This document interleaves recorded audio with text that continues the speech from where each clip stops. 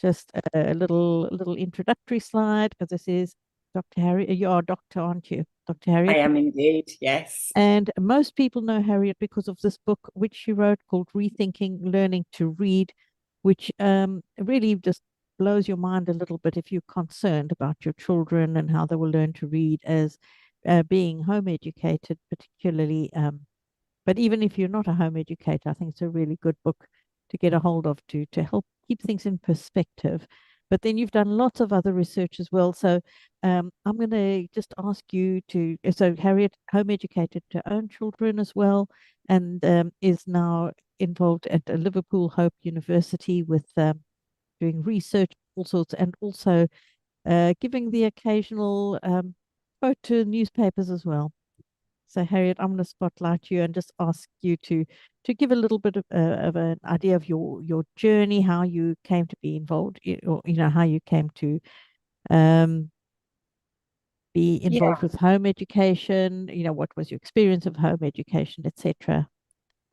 so as you say, it started with our own children. We had our elder daughter had a bit of a disastrous experiment with nursery, preschool, before compulsory school age, and it didn't go well. Um, and I guess by the time she got to school age, with that in mind, by then I'd already started thinking about home education. I've met some home educators. We were living in Leicester, and there was a really engaged, really thriving home education community there. This is back in the 1990s, and and the idea just kind of grew in my mind. Actually, do you know what? We don't have to go through that again. We can do this. We can do something different. And so we kind of slid really sort of naturally into home education.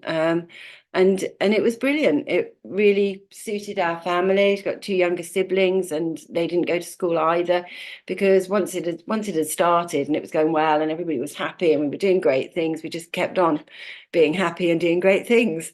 So we had a very, very easy slide really into home education. Um, I've always been a researcher. I was an academic researcher at the time in a completely different field. And I suppose one of the things about the home education setup was that it would mean that I wouldn't be pursuing that as a career any longer. But I also kind of felt like I couldn't put that part of my life down completely, and that I would start learning about child development and child learning. And we had this really rich life going on at home with these three children, just discovering things every day, being so engaged and curious and bright and interested in the world around them. And I just thought, yeah, it'd be really great to learn a little bit more about how their brains are working and what's going on there. And so I started doing some open university courses on child development. And it was quite shocking, really, because the things that I had noticed and that I had become so engaged with, they didn't come up on the courses at all. Lots of other things came up, but not so much the things that I was interested in, the things that I wanted to find out about and that I was seeing at home. Um, and then in an amazing piece of serendipity, I took a part of a master's module, and it was an accident. Actually, it was an accident. I got put into the wrong post bag at the Open University, wherever they sort these things out, and I ended up being assigned to the London group with Alan Thomas. And I'd read Alan Thomas's books, and I thought that he was just absolutely amazing. And now I was going to be his student by accident. So, and of course, once I'd got hold of Alan, if people haven't heard of Alan Thomas, he is one of the major, and certainly at that time in the 1990s, he was one of very, very few people globally engaged in home education research. And his research it was groundbreaking. It was mind-blowing. It was an insight into home education like there had never been before. And I don't think it's too much of hyperbole to say, probably hasn't been since either. And of course, once I started talking to him, I wasn't going to let him go. I was just really tapping into his knowledge, his expertise, the things that he knew about it. And we ended up working together. And out of that grew our research into informal learning, and following that, my own research into learning to read. And then, as Juliet says, when I look back on it now, I think part of the trajectory of my research has been dictated by the wider world of home education. I started off really fascinated by pedagogy and about learning, and I've ended up writing an awful lot about politics and minority groups within home education. And I see that as being steered not because I've had a sudden turn in interest, but because the subjects that have been most pressing have not been the pedagogical ones, they've been the political ones. And I think that that is one of the, really, I want to say, sadnesses of the changes to the law, because we're not talking about the pedagogy, we're not talking about what the difference is going to be in children's learning as a result of these things, but it's absolutely what we should be talking about. Yeah, well, this is something that is, you've had a little bit of time, I think, to look at the Children's Wellbeing in Schools bill. And I think it's not so much what it says right now, but it's the potential of what it can do in the wrong hands or being misunderstood, misinterpreted by a local authority. Yeah, What yeah, are some of absolutely. the scenarios you think might happen? Well, I think the learning to read is a really good example, because one of the sort of the things that really came out of the learning to read research was that home educated children were learning to read successfully, and by successfully I mean enjoying reading and being able to use reading for other things as well, um, at ages which would be unacceptably late in school. And a lot of children were learning 8, 9, 10, 11, 12. Some early teens. The oldest in the piece of research that I did was 16, a 16-year-old girl who started reading at 16. Now, in school, if you are a late reader, and the term late reader only applies to the school situation, there's no such thing as a late reader in home education.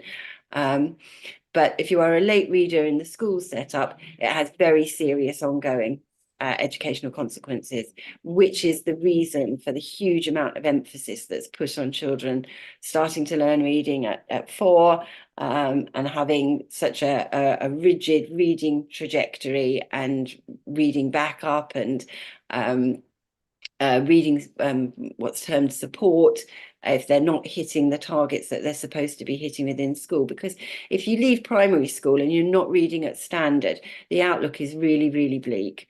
It cuts off the rest of the curriculum for school pupils, and it's extremely rare that they will ever reach the standard that school requires in that setup. Not many children who are not succeeding in school terms on the transition into secondary school actually go on to succeed in secondary school. So it's really important. It's really important, and it's a bleak outlook if you don't. In home education, none of that applies. In home education, if a 12-year-old is not reading, it doesn't mean that they're cut out of all the other things that they might be interested in or that they might want to learn. It does not curtail their learning opportunities in any significant way, because there are lots of other ways to learn, and home educators are in prime position to use those other ways, whereas schools are not in prime position to do that. So it doesn't have that effect. And the other thing that was really interesting about children learning to read is that in school, reading is presented as a set of skills that you have to be able to master in order to benefit from the written word. In home education, that is pretty much reversed. And all the children in the research had substantial contact with the written word and were engaged with it, understood it, understood things like genre and vocabulary and plot and narrative and conversation and discourse and all sorts of things around literacy. They understood all of those, even if they weren't independently reading themselves. So when they began independently reading themselves, they had a vast amount of knowledge and experience to bring to that situation, which is not the situation for most 4-year-olds in school. So the process of learning to read is, or can be, completely reversed at home. That is such a shift in mindset that it is very difficult to talk to people about it. And if the conversation starts with, do you know what, it's okay if a child learns to read at 10. It's very difficult to get anybody to listen to that, anybody outside home education to listen to that and accept them. Okay, maybe it's not, but to move then even further from the idea that the experiences of that child learning to read at 10 are going to be totally different to the experiences of a 4-year-old learning to read. That is something that people find very, very difficult to understand. And I think my big fear is that local authorities will have these extra powers and they will go into homes where children of 8, 9, 10, 11, 12 are not reading and say that's educational neglect, or that's an education that's not working, and this child now needs to go to school, when actually that education could be working really, really well and that child could be learning really, really well.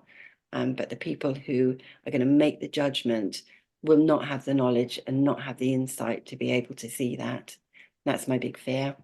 Yeah, I think, because there is this idea that children only learn in one way, and that you have it. I mean, that whole idea is actually rife.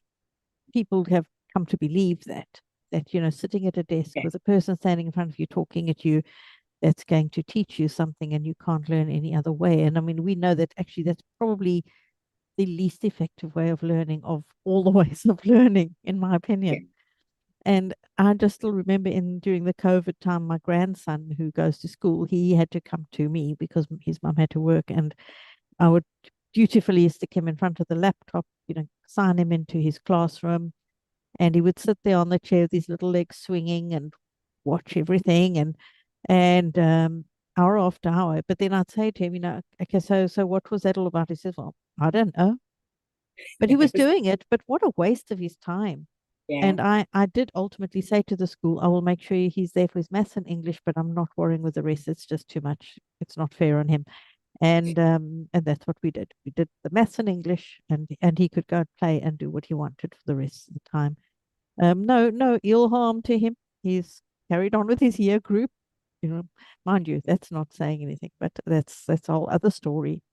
Um, so, what are your thoughts at the moment with the direction you see things heading in terms just politically and the way politicians think and regard home education?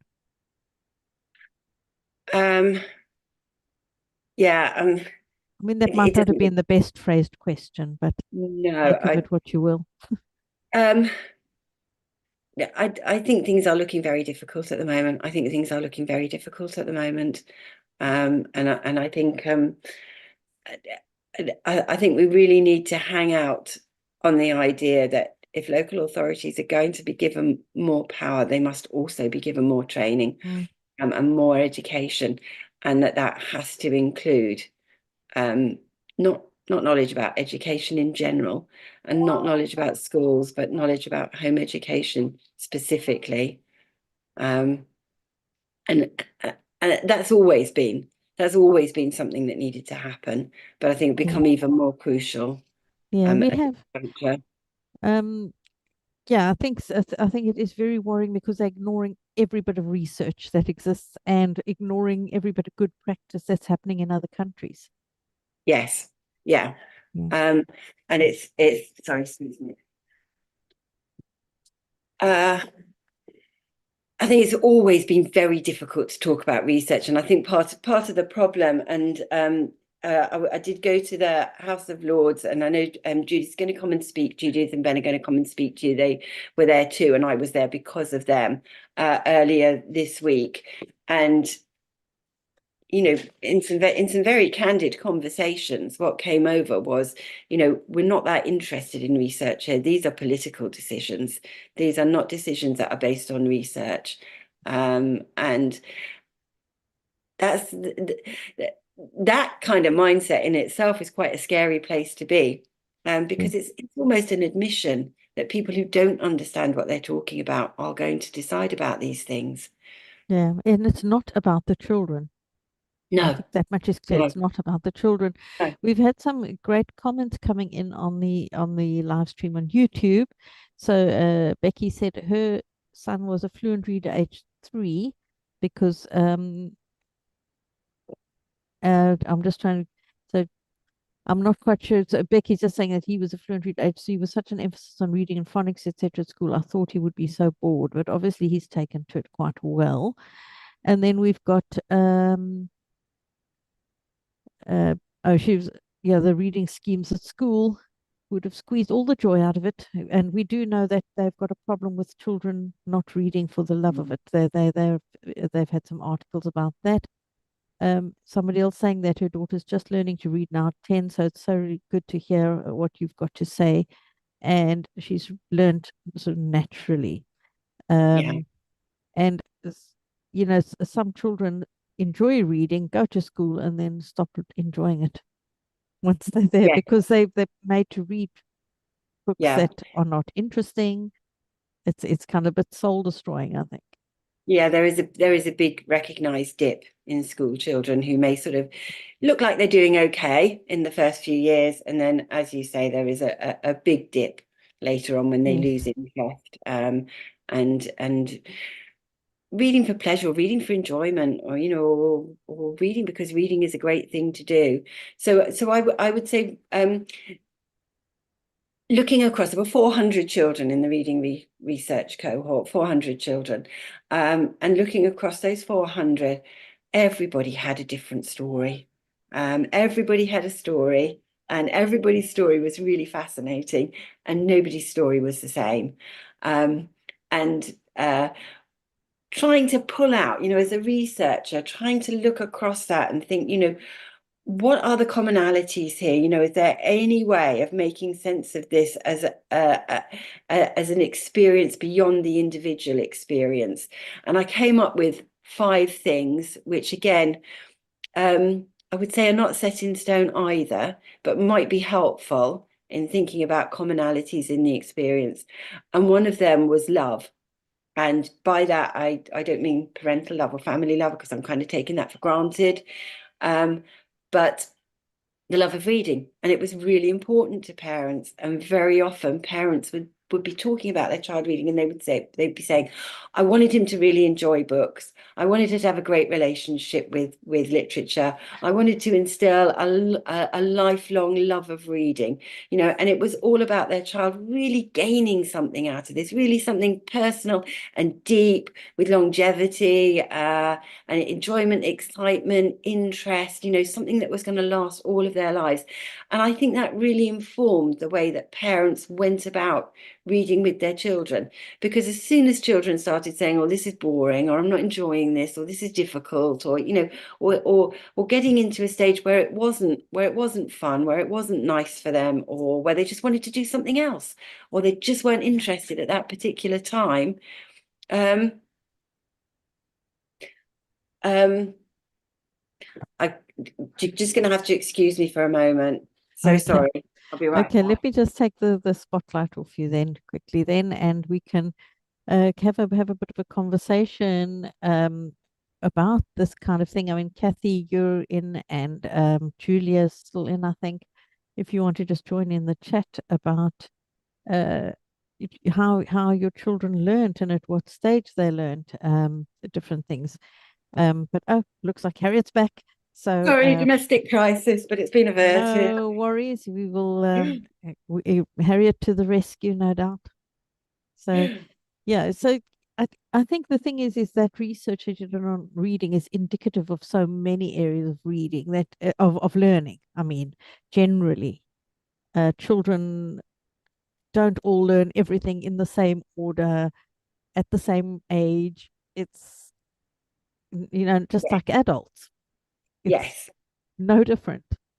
yes, yeah, which really it shouldn't be that surprising to us, because these, as you said earlier, these are people that we're different from each other.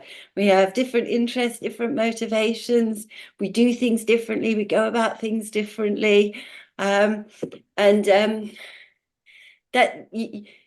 that was really informative, because there was, there were children like the lady that you've just been speaking about, and a 3-year-old who's reading really happily and really enjoying it, and that's great. But there were lots of other children, um, I don't know, 5, 6, 7, 8, 9, 10, 11, 12, 13, some older than that as well, who were doing other things and really enjoying those, and really getting into them and being very knowledgeable about them, and very involved in them and very excited about them. They just didn't happen to be reading. Yeah. There's actually a comment now in the live, under the live stream where somebody has said, we've got parents, the adults in the family, they weren't taught to read for pleasure. I wouldn't say taught, but they've Mm, come up through the system where mm, reading is mm. a drag. Reading is equivalent to Yes, schoolwork, and that's boring, and the books are boring, and yes, there's no real anything I can get my teeth into that grips me. And so you've got those parents who are not loving reading and read only if, purely as a functional thing, which I mean, there's nothing wrong with that if that's, but but that's not been nurtured, and then they're raising children, and yeah. they're not going to really support their children to read for the love of it and role model that, are they? But do you know what, Juliet? And I think this goes right back to the research that Alan and I did together. A lot of parents talked about home education as being their own education. And this wasn't just in terms of reading, this was in terms of other things as well.